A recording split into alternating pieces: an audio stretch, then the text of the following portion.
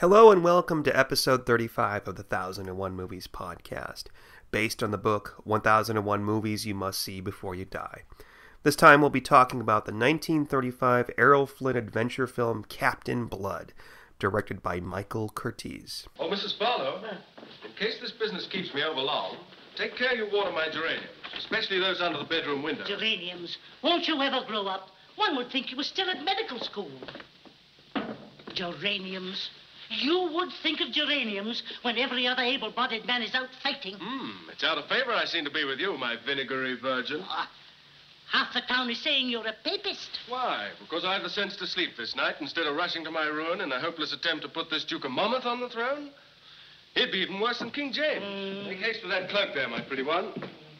And the other half of the town that defends you claims that you're just a coward. Mrs. Barlow, my darling, you can tell him if you like that I've been most anywhere that fighting was in evidence. I fought for the French against the Spanish and the Spanish against the French. I learned my seamanship in the Dutch Navy. But having had adventure enough in 6 years to last me 6 lives, I came here, hung up the sword and picked up the lancet. Became a man of peace and not of war. A healer, not a slayer. And that I'm going to be as long as I'm on top of the sword and not under it.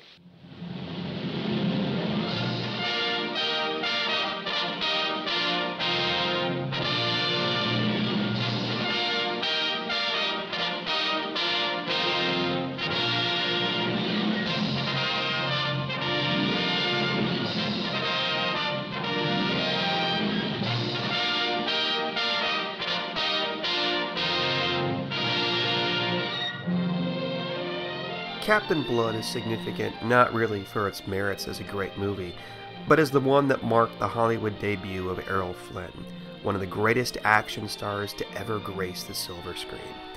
It's interesting that not only was Flynn born outside the United States, but director Michael Curtiz was as well. And in a way, the film is a marker for how two Hollywood outsiders rose quickly to make blockbuster successes. Born in Hungary, for the first few years of the 20th century, Michael Curtiz was arguably the most prolific filmmaker of his country. In 1917, he made 14 films, many of them starring his wife Lucy Doraine, and after a short stint in Austria, he was brought to Hollywood by Warner Brothers in 1926. He made it big in 1929 with Noah's Ark, a film which will live in infamy more than it will in critical success. Several extras were killed during filming, allegedly because Curtiz had failed to warn them that the set was about to be submerged in water. Thus began Curtiz's reputation as a tough-as-nails director, and many actors dreaded working for him. Given Errol Flynn's personal background, the role of Captain Blood must have seemed like a natural fit. Born in Tasmania, he was the son of a marine biologist and excelled in sports as a boy. In 1930, he bought a boat, and he and a group of friends took a 7-month voyage from Sydney to New Guinea. Not long afterwards, he was spotted by an Australian director who, no doubt due to Flynn's chiseled good looks, cast him as Fletcher Christian in 1933's In the Wake of the Bounty. After a year or so practicing the craft of acting, he was hired by Warner Brothers to play the title role in Captain Blood. He was not, however, the producer's first choice. They had Robert Donat in mind until he became sick, and then Leslie Howard, who turned it down. Handsome and dashing, Flynn's innocent beginnings belied the tragic life the Hollywood would come to offer him in the coming years. In 1935, America was still licking its wounds from the Great Depression, and Hollywood found itself under the vigilant watch of the Legion of Decency. Swashbuckling adventures had been popular during the silent era, but the major studios found themselves making historical movies once again, as it was generally thought that they could easily pass muster under the Legion of Decency, as opposed to stories set in the modern era. Prime examples of these were Treasure Island and The Count of Monte Cristo, both of which were huge hits. It was inevitable, then, that Warner Brothers would make the high seas adventure story Captain Blood. In the 1930s, Hollywood banked everything on its major stars, and they were the driving force behind the marketing.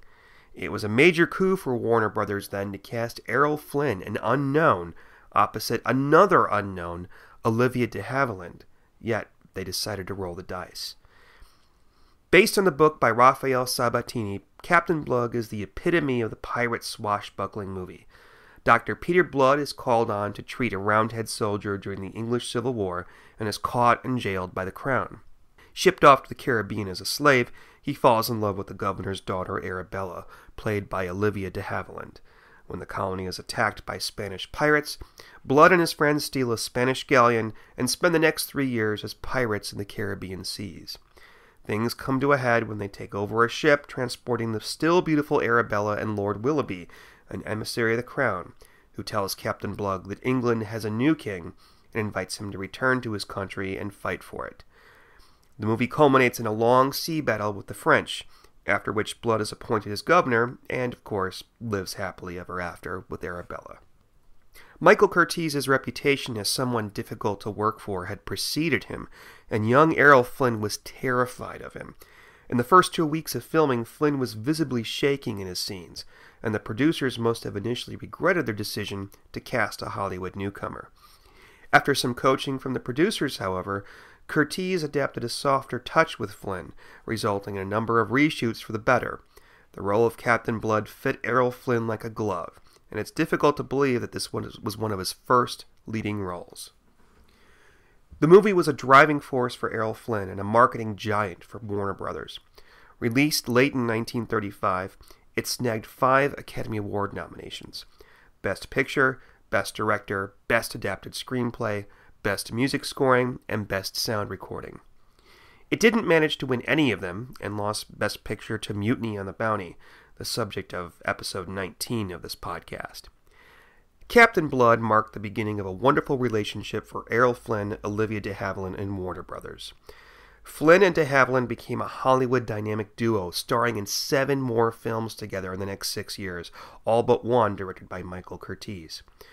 Curtiz would go on to become one of America's most famous and lauded directors, with films like Yankee Doodle Dandy, Casablanca, and Mildred Pierce.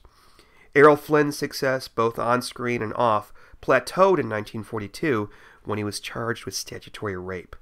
The allegations were subsequently dropped, and although Flynn's career miraculously survived the scandal, he would never see better days than those working for Warner Brothers in the 1930s. His drinking and fraternizations with the fairer sex became the stuff of legends, so much so that Flynn titled his autobiography, My Wicked, Wicked Ways. The drinking and partying took its toll, however, and he died an early death of heart failure at the age of 50 in 1959. What did I think of Captain Blood? Oh, let's get one thing straight. I'm not a fan of pirate movies. They always seem like historical fiction with very creative liberties taken with the historical parts. I was rather pleased then when, about halfway through the movie, I realized that this was less of a pirate movie and more of a character drama. Not only were the performances good, but Curtiz's direction was admirable, using lots of hard lighting and remarkably little set dressing for a historical picture. He seemed to be influenced by German Expressionism, which had become popular in the 1920s. It's at the halfway point in the story, however, when things really begin to falter. This is when the film becomes a traditional high seas adventure, and it's heavy with dialogue that thinks too highly of itself, and a love story that never seems to get firmly locked down. Perhaps most groan-worthy of all is Basil Rathbone as the French pirate Levasseur, who apparently has learned his accent from watching cartoons. Rathbone is not in most of the film, but look closely and you can find his teeth marks on the set design in those scenes he's in. The last 20 minutes of the film, in which Blood and his men defend the English colony from the French warship, are a hot mess, with what seems to be random edits of gun shooting and men running about from deck to deck of the fighting ship. When the battle is won, Arabella falls way too easily into Peter Blood's arms, when just scenes before she was disapproving of his lifestyle as a pirate. I realize that this is a product of its time, but I couldn't help but feel that it was a tad bit misogynistic. Not the stuff of Last Tango in Paris, mind you, but frankly a bit annoying nevertheless. This one is recommended for fans of classic Hollywood only, and it's noteworthy in that it's Errol Flynn's breakthrough film. That's all I have to say about Captain Blood. Tune in next week when we discuss Ariel, the 1988 Finnish crime drama directed by Aki Kaurismäki. Feel free to email any comments or questions to 1001moviespodcast@gmail.com. Follow me on Twitter at 1001moviespc, and look for the podcast Facebook page. Until next time, happy viewing.